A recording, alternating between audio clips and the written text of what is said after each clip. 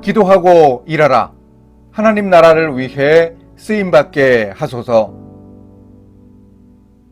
느헤미야는 페르시아 왕 아닥사스다 1세의 측근인 왕의 술관원으로 일하고 있었습니다.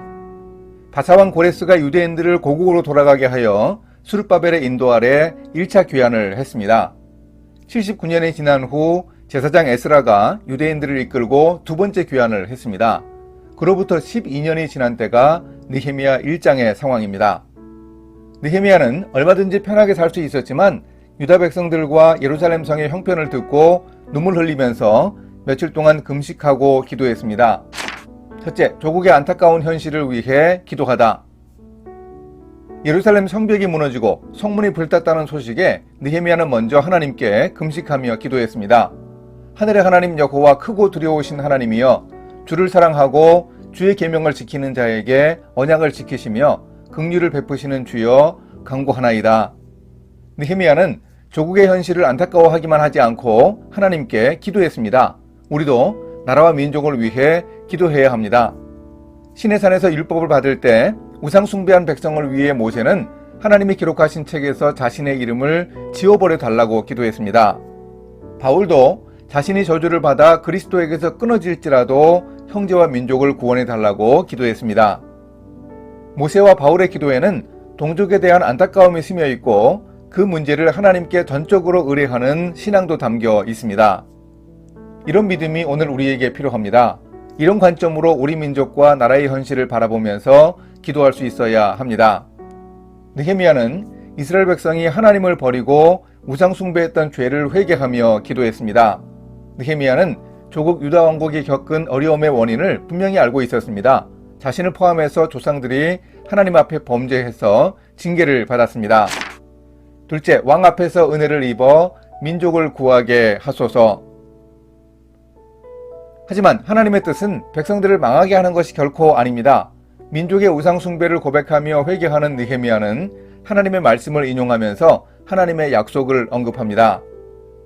옛적에 주께서 주의 종 모세에게 명령하여 이르시되, 만일 너희가 범죄하면 내가 너희를 여러 나라 가운데에 흩을 것이요, 만일 내게로 돌아와 내 계명을 지켜 행하면 너희 쫓긴 자가 하늘 끝에 있을지라도 내가 거기서부터 그들을 모아 내 이름을 두려고 택한 곳에 돌아오게 하리라 하신 말씀을 이제 청하건대 기억하옵소서. 이들은 주께서 일찍이 큰 권능과 강한 손으로 구속하신 주의 종들이요 주의 백성이니이다. 결국 회개하면 하나님이 용서하시고 회복시켜 주신다는 언약을 근거로 느헤미야는 하나님께 기도하고 있습니다. 이제 나라와 민족을 위해서 회개하며 기도하던 느헤미야의 마음속에는 해야 할 일이 떠올랐습니다. 느헤미야는 자신이 예루살렘으로 달려가 무너진 성벽을 다시 쌓고 유다 왕국을 재건해야 하겠다는 결심을 합니다. 일단 그런 마음을 갖게 된 느헤미야의 마음은 급했습니다. 당시 느헤미야는 왕의 측근 신하인 술관원이었습니다.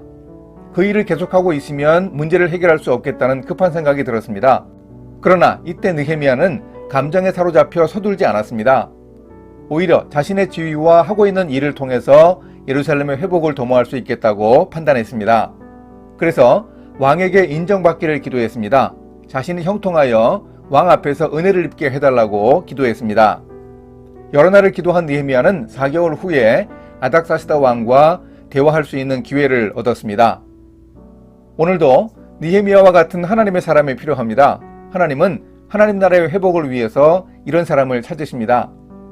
오늘 우리의 현실에 대해서 안타까움과 문제의식을 가지고 기도할 수 있어야 하겠습니다. 바르게 현실을 파악해야 합니다. 문제는 나에게서 시작됩니다. 회개는 내가 먼저 해야 합니다. 민족의 죄, 사람들이 하나님을 제대로 믿지 않은 죄를 내가 회개하는 올바른 역사의식이 우리에게 필요합니다. 또한 우리는 느헤미야가 그랬던 것처럼 오늘 우리의 일에 성실하고 탁월할 수 있어야 합니다. 우리의 기도와 성실하게 감당하는 일을 통해 우리의 일터에도 하나님 나라가 임하게 할 수 있습니다.